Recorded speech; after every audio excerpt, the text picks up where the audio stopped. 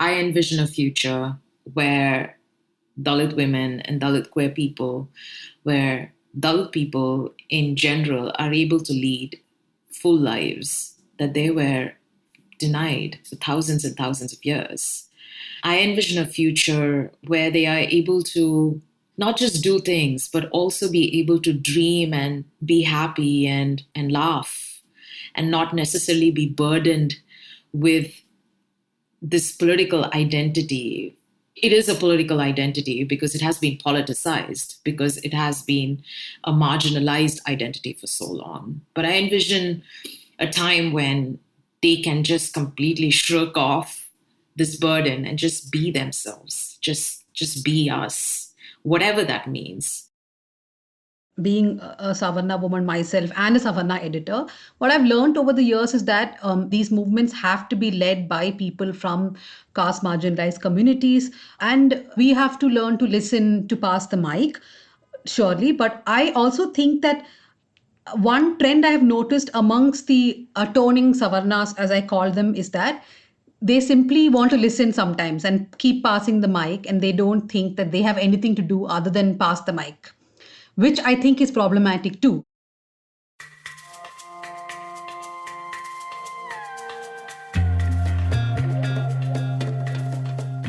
You're listening to On the Contrary by IDR, a show featuring unlikely conversations on topics that affect our future. Hear differing perspectives from leaders and experts as they help us make sense of the most pressing issues of our time.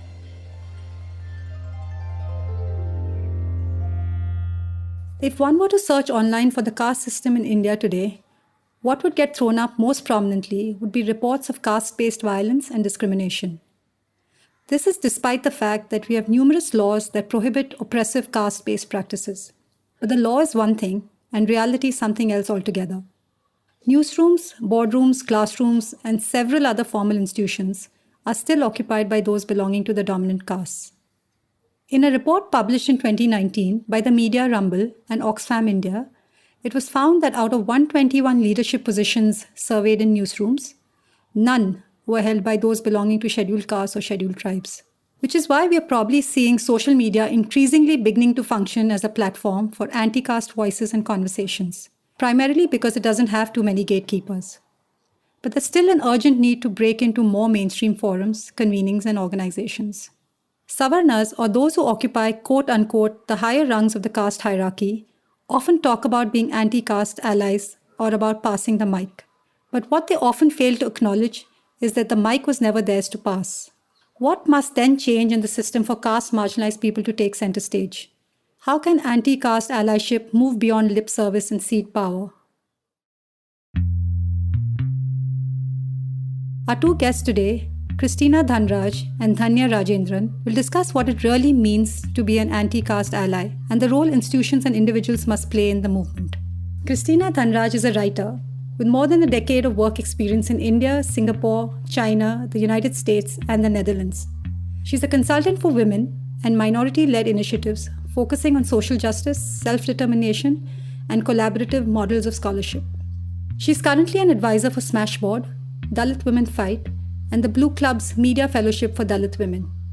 She was formerly the co-founder of the Dalit History Month project. My second guest, Dhanya Rajendran, is the editor-in-chief of the News Minute, which has established itself as one of the most credible sources of news from the 5 southern states. Dhanya is also the chairperson of DigiPub, India's biggest association of digital media publishers. Previously, she worked as the South India head for the English news channel Times Now. My first question is for you, Dhanya. We know that institutions play a critical role in shaping and reinforcing narratives.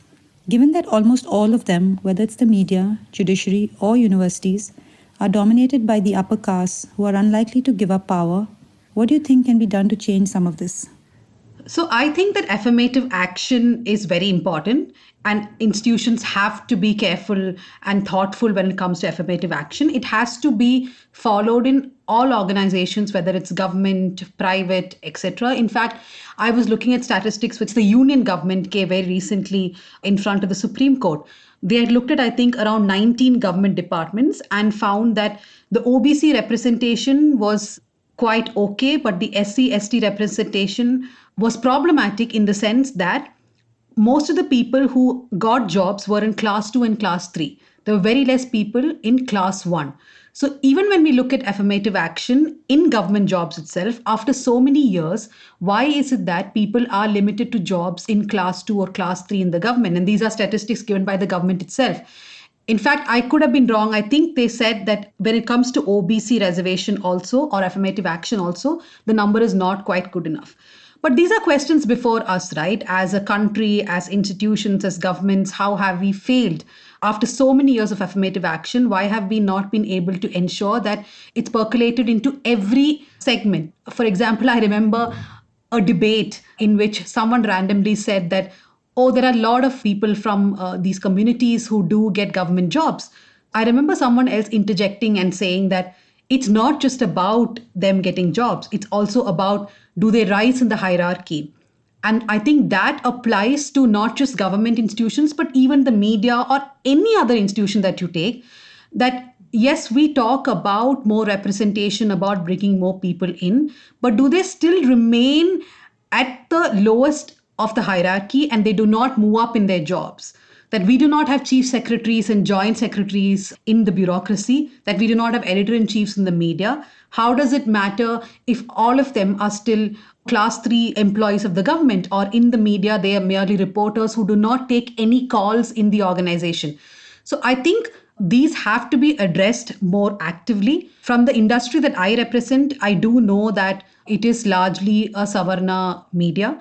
Most editors are either Savarna men or women, and that has not changed over the years. In fact, things have not changed to such an extent that I think a lot of people have got dejected. And I see this parallel movement really of websites which are run by people from Dalit communities and others because they believe that they're not getting the representation in the other media houses.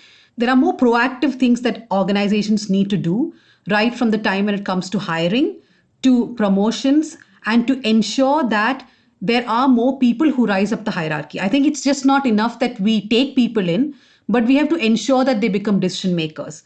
I'm not sure whether this is going to change for the next few years, at least next 20, 30 years, considering that people are not moving up the hierarchy, right?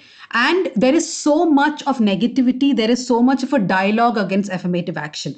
Therefore, we need to change the dialogue itself. We need to tell people that, look, this many years of affirmative action, we have only made this many steps forward.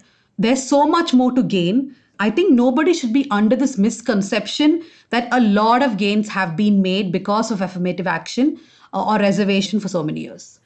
Thanks, Dhanya. You spoke about how civil service posts or government jobs in India have been classified as class 1, class 2, class 3, with class 1 being the managerial or highest class of employees, followed by class 2 and so on. So while people from caste marginalized backgrounds have access to these jobs, like you mentioned, this may only be happening in class 2 and class 3 positions, and not so much in class 1. So there is clearly a need to create an environment that enables them to also take on decision-making roles in higher ranking positions. But if there's resistance, right, especially in terms of mindsets, how does then one counter that? Because people in power tend not to yield their power. So how does one change some of that? Christina, could you weigh in?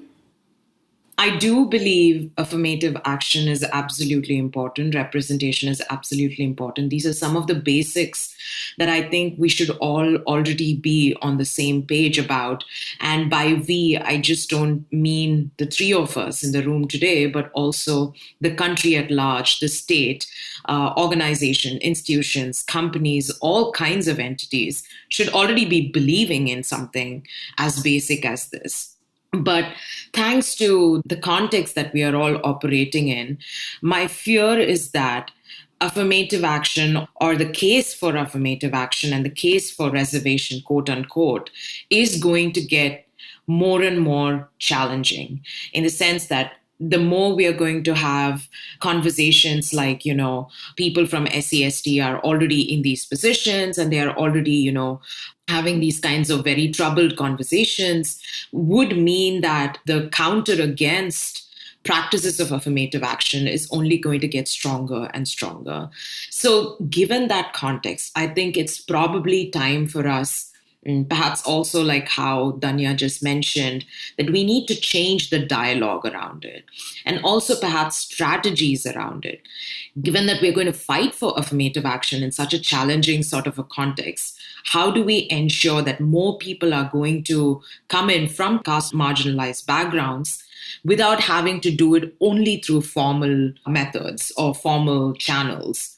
To give you an example, within the corporate space, which I have been part of for the last 12 and a half years or so, I can assuredly say that if we were to take the formal route of having more people from caste affected communities, we are not going to get anywhere because it's going to be a fight that's going to go on forever. Even if we are not talking about it, even conversations as rudimentary as we need to have caste-based diversity and inclusion being part of the larger D&I conversation is instigating people into talking about reservation, and they go on to this massive sort of a fight mode. And if we are going to take that route, it's never going to come through. We're going to be waiting for another decade or maybe even 20 to 30 years before we have significant percentage of people from caste-affected communities within the corporate space, leave alone they rising the hierarchy. Even having people in analyst positions, regular, not so middle management positions is difficult at the moment. And to even envision that they would be CEOs and, be part of the C-suite is just completely unimaginable right now if you're going to take the formal strategy.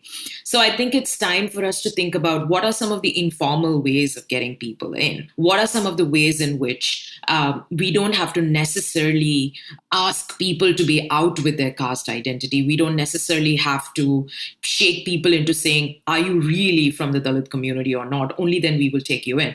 Because I think those kinds of formal routes also give way to tokenism, because people bring them in because you have to satisfy a certain standard or a parameter or a metric. And then you don't have the atmosphere that's conducive enough for them to grow in that system. And at the end of the day, they just leave the organization. Like I've had to leave the corporate space because the entire time that I spent there, I was invisibilized. I was made to feel worthless, despite showing myself up over and over and over again.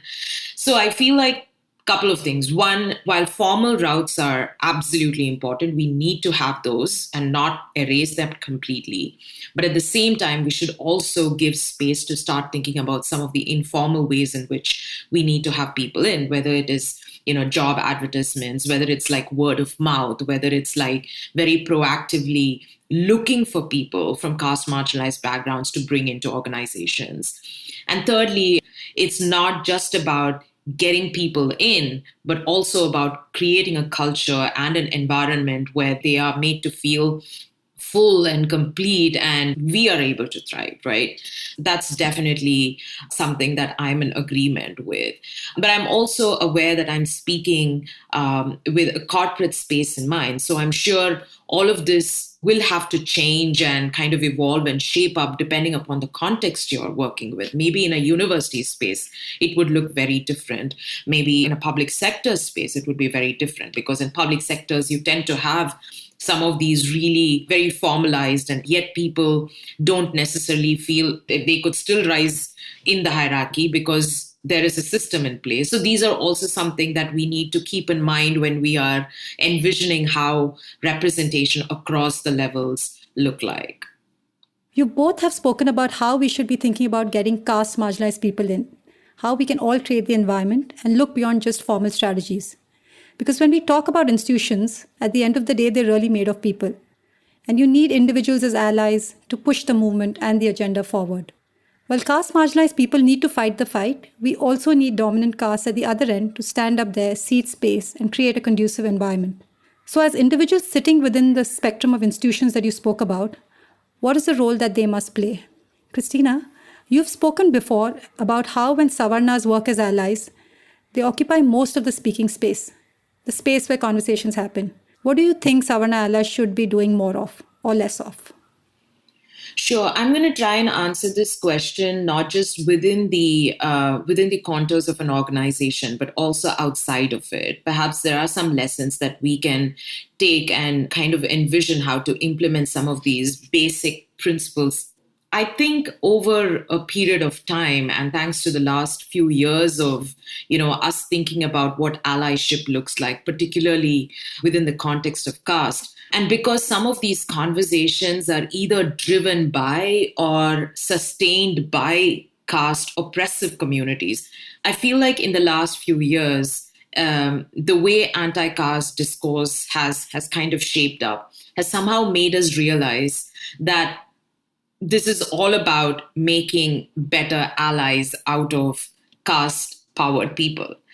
That very thought needs to go through an overhaul, right? We need to completely change that and flip that around. For me, as a Dalit woman, I feel like Dalit communities must be at the center of these anti-caste discourses, must be at the center of anti-caste progress. So if I were to place caste marginalized, caste affected communities at the center, and if their progress and if their livelihoods and if their success and happiness and thriving is what matters so much, then what does allyship look like? What would the allies have to do? Not so much as to become better people and better allies, but what should they be doing in order to get the people who are sitting in the center to become much more than what they've been led to become?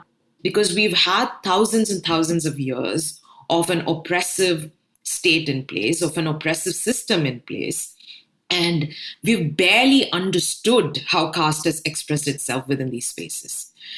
We don't even fully understand how caste translates itself within interpersonal relationships.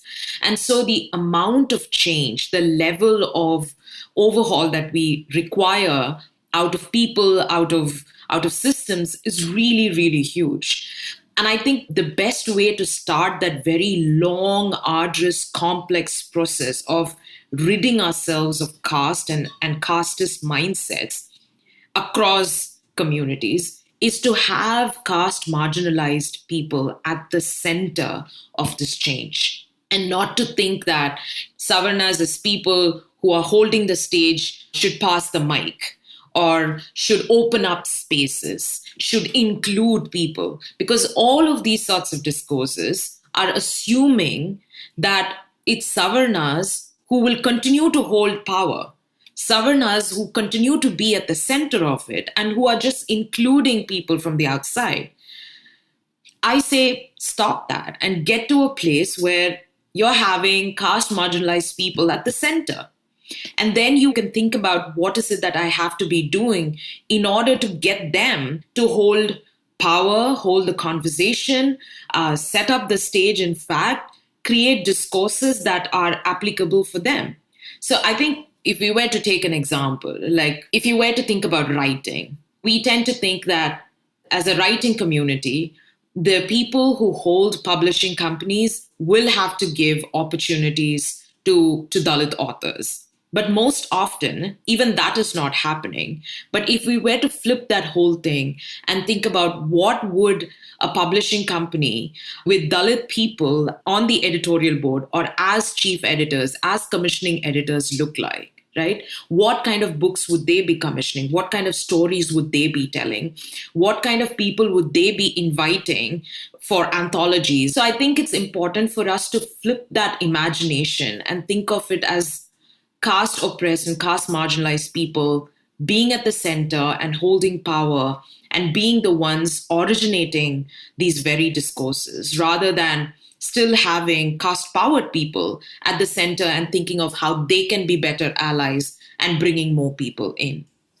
Yeah. Dhanya, I'm going to come to you. And I think because you're an editor-in-chief at the News Minute, there is a role that media plays in all of this and how narratives get shaped. So I will speak on that, but I just want to address something that Christina said on allyship. So I completely agree with her, as in being a Savarna woman myself and a Savarna editor. What I've learned over the years is that, like Christina said, these movements have to be led by people from caste marginalized communities, and we have to learn to listen to pass the mic, surely. But I also think that one trend I have noticed amongst the atoning Savarnas, as I call them, is that they simply want to listen sometimes and keep passing the mic, and they don't think that they have anything to do other than pass the mic, which I think is problematic too, in the sense that they don't want to get involved at all, thinking someone else will do the job. So I think most difficult conversations have to be within the Savarnas itself. Like, for example, I specifically remember in my friends group, people would say, but we never spoke about caste in school, but we were never, casteist in school.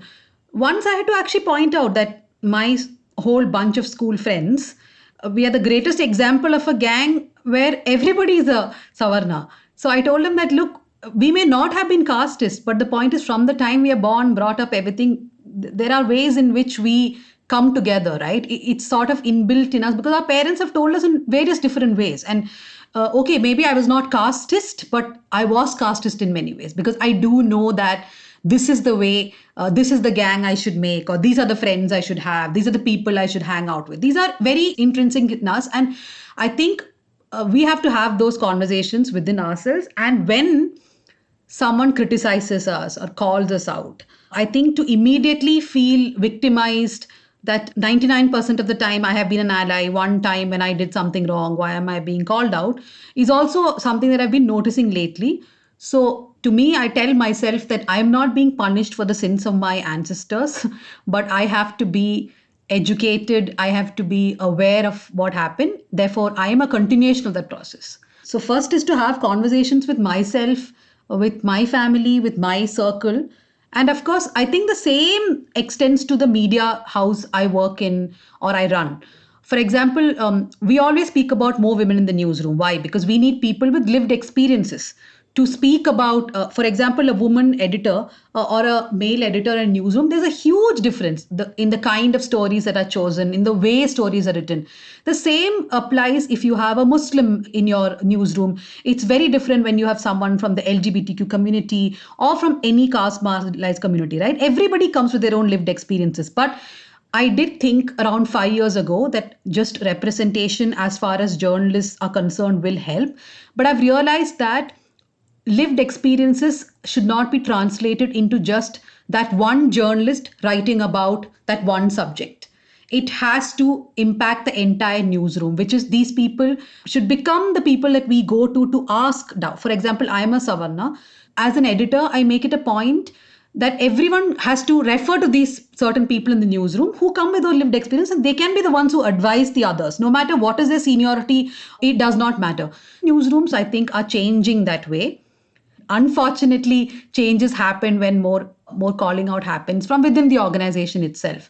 Unfortunately, that's the way things work. I wish it was a more positive change happening, but in whatever way, I'm just like, please let change happen. I feel that the people who are aware of the movements, the people who say they are anti-caste or they are against the caste system, they cannot keep learning forever. They have to start reacting, right? Every time something goes wrong, people will say, I learned, I unlearned. I don't know how frustrating it must be for Christina, but I find it very frustrating. I just want to say a small example. I go to a lot of colleges for lectures, right? And trust me, the most problematic thing is when we speak about affirmative action or reservation. Immediately, people will be like, but it's merit. But my merit goes away. I work very hard. I remember in one popular Bangalore college I went to, the students were so agitated. It was a hall of like 700 students, and many were agitated with this merit point. And a professor stood up and he said that he is from a caste marginalized community. And the entire auditorium was stunned because they never knew this. He had never spoken about this. He may have got triggered by the conversations. I felt very good that he spoke up, but then I also felt later, after I came back home, that is the onus on him only to speak up? Shouldn't the other Savarna teachers have made interventions earlier or at that point? One of them had told me we are also still learning. So at what point are we going to stop learning and start acting? That's a question we need to ask ourselves. You're listening to On the Contrary by IDR. We'll be right back after this break.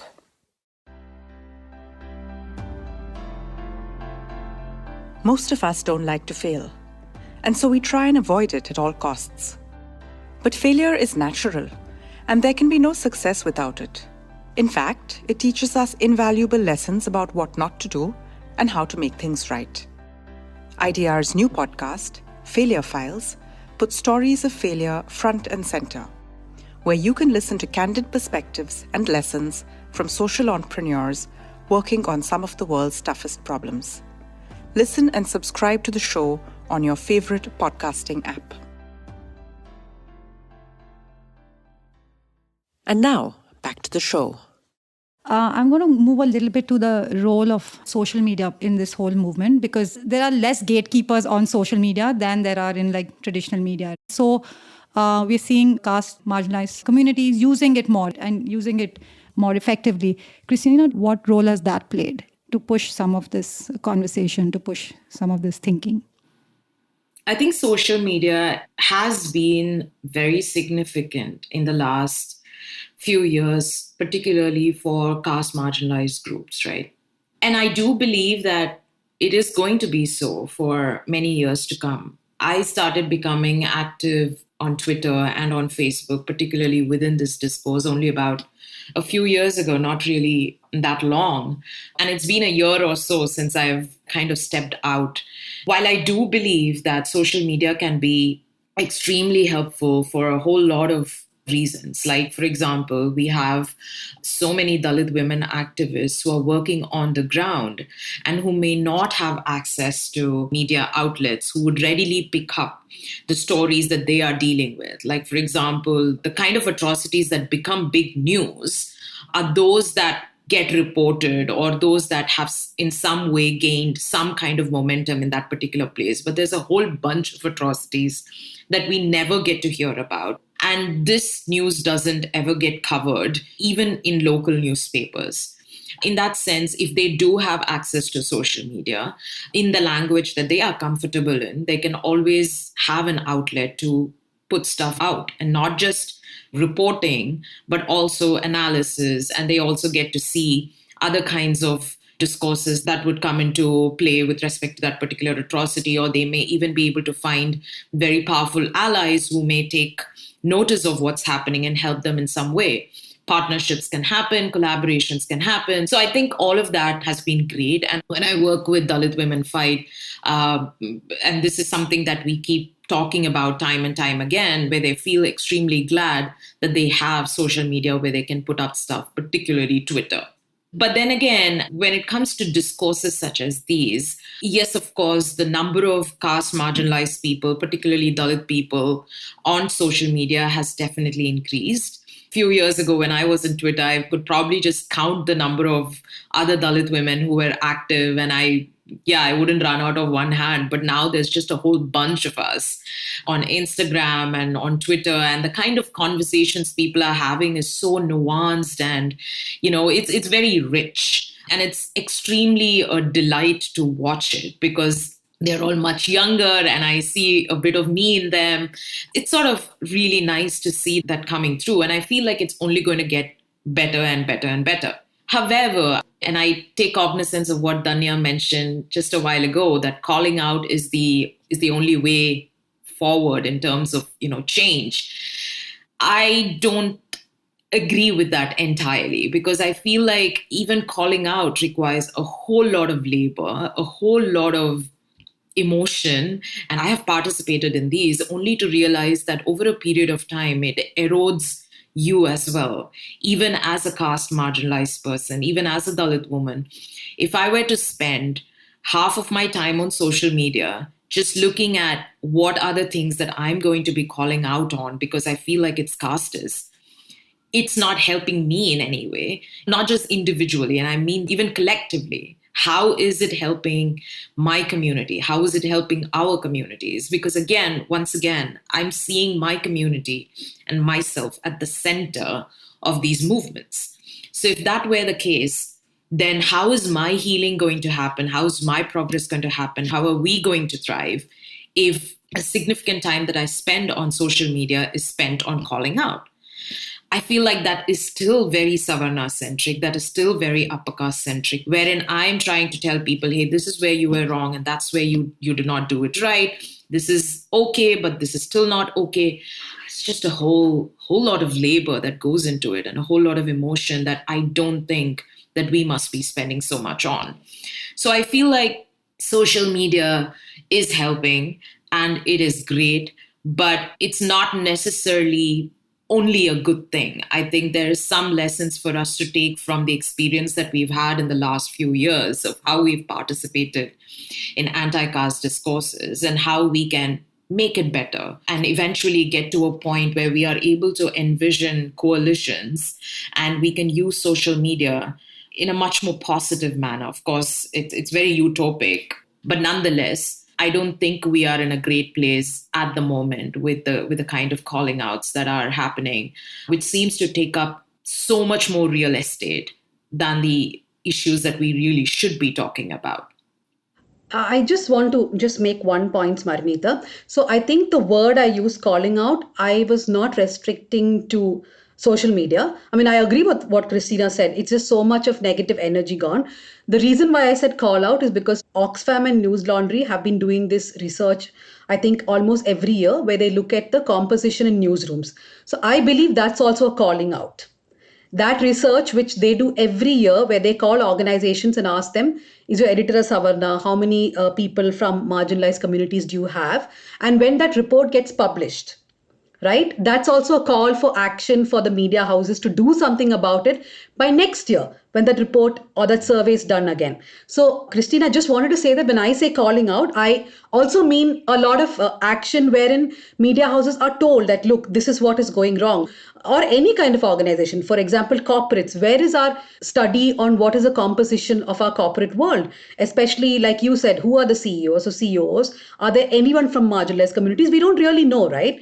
And I know that even when News Laundry and Oxfam does that research, most news organizations do not even reply to them. Now, how problematic is that? That you do not feel obliged to even reply. So therefore, that calling out has to come in various ways. And I don't think it should come from the community itself, because that can be really draining, right? It really has to be in other ways. And we have to keep thinking of the ways to do it. And I think if it's a media, it should come from within the media. If it's a corporate sector, it has to come from within the sector. And there are so many ways to do it, I feel. So we have to just strategize. Like Dhanya, you were saying, the numbers have actually become worse this year than last year, right? So even some of that calling out doesn't lead to change. Caste marginalized communities fighting is not like a new fight in the sense that there have been fights for women's rights, right? There's the Black Lives Matter movement. Is there stuff that we can learn from other places?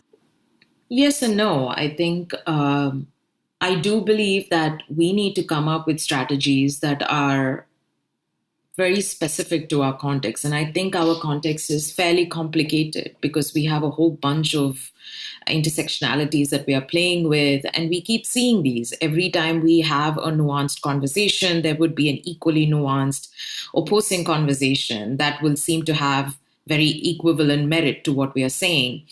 And so I think we need to come up with more workable strategies. But having said that, one example that I can give is within the corporate space, I am in so much admiration of the queer movement who has done such great stuff within the Indian corporate space, to the extent that today we have actual policy changes that have happened within organizations, such as medical insurance for same-sex partners and being able to provide assistance for surgeries, and a whole spectrum of policy changes have happened, or teams within these companies are fighting for such policy changes. And people have been receptive and accepting, and, they've been very willing to rethink the way they are looking at it. Organizations have made it a point to include in their codes of conduct that you should never say anything that is queerphobic or homophobic or anything transphobic. I feel like those are huge milestones, huge successes that the queer movement in India has achieved as far as the corporate space is concerned. But we have not been able to do any such, not even comparable headway as far as the anti-caste space is concerned. Of course, the reason is not just whether we are good at our strategies or not. It has so much more to do with the fact that the people who are sitting on the other side happen to be mostly upper caste, may happen to have queer people in their family and friend circles, but may not have caste marginalized people in their family or friend circles. So that makes it even more difficult for them to even look at it as an issue. But I think there's definitely something for us to learn from the way in which they have designed campaigns. They have just gone at it with a lot of courage and with a lot of gumption. And I think that's something we can definitely take out of, not just in terms of, adopting practices, but also in terms of partnerships, in terms of collaboration. So what kind of partnerships can the anti-caste movement have with the queer movement?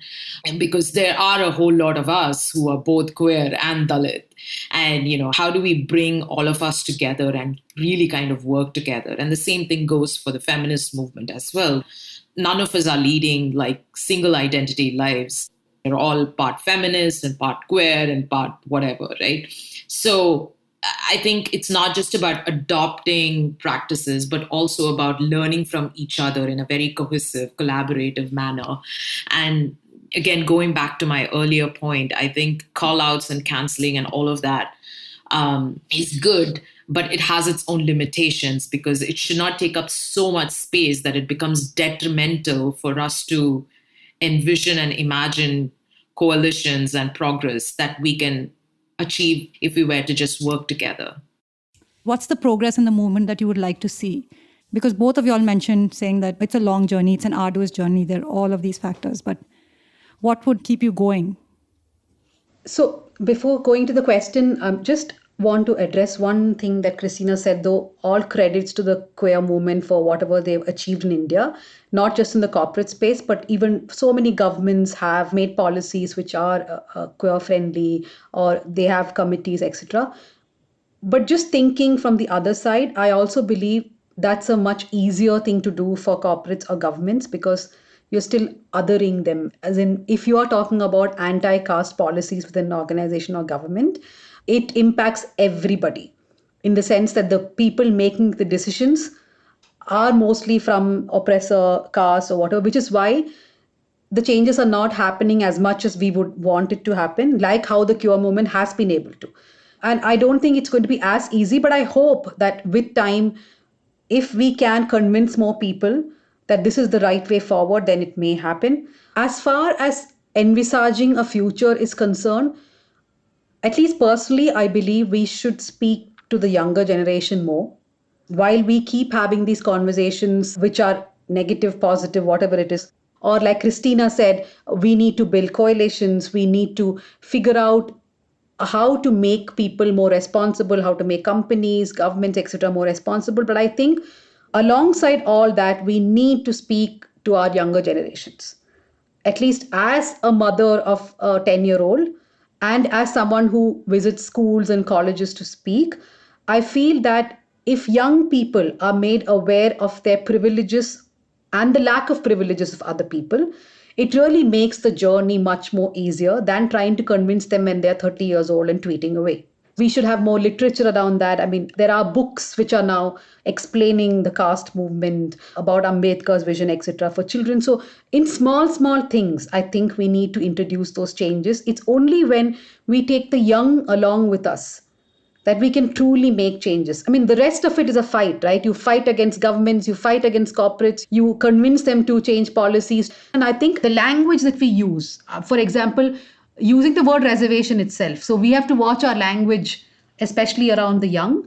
And when we convince our young people, when we tell them about their privileges and they grow with an understanding of that, I think we will be able to bring more change in. Or maybe I'm just too optimistic, but I just want to stop with an optimistic note. I obviously do not want to go super optimistic and say that I want everyone to be, fully conscious of what's happening and all of it. I do hope that happens, but I am fairly sure that's not going to happen in my lifetime because it's just that big of a monster to tackle, right? But having said that, I envision a future where Dalit women and Dalit queer people, where Dalit people in general are able to lead full lives that they were denied for thousands and thousands of years. I envision a future where they are able to not just do things, but also be able to dream and be happy and laugh, and not necessarily be burdened with this political identity. It is a political identity because it has been politicized, because it has been a marginalized identity for so long. But I envision a time when they can just completely shrug off this burden and just be themselves, just be us, whatever that means, not just in terms of professions, but also in terms of being able to experience a whole spectrum of emotions, a whole set of experiences, whether it's love or lust or joy or faith or whatever, healing and spirituality. As human beings, we are capable of a whole bunch of things, and we can dream and we can want and we can, desire. But right now, I don't think a lot of us, I don't think even a few of us are allowed to experience that, simply because we cannot afford to. We have to think about food and shelter and clothing. We are still at the base of the Maslow's triangle. And I just want a future where my people can be their full selves. That is such an evocative and hopeful message, Christina. Thank you. I'm taking back so much from today's conversation. But most importantly, what I think all of us need to understand about allyship is that it doesn't necessarily involve passing of any kind of mic. Instead, it involves collaboration, coalition, and partnership. And while affirmative action and formal routes to ensure representation for caste marginalized people are important, it's time to go deeper. We need to move beyond tokenistic allyship and get to a place where caste marginalized communities can occupy center stage, drive the change, and craft their own narratives. So thank you, Christina and Dhanya, for driving this really important conversation.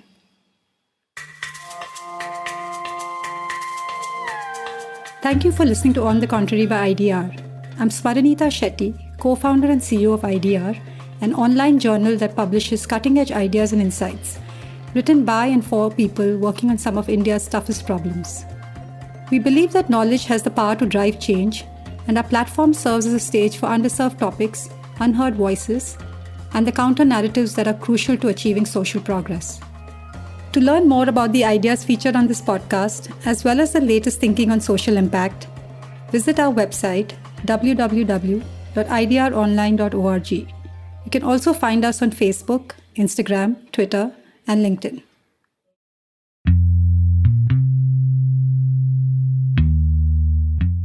On the Contrary is produced by Rachita Vora, Smarnita Shetty, and Shreya Adhikari. This episode was hosted by Smarnita Shetty, co-founder and CEO at IDR. Production by Made in India. Thank you for listening and see you next week.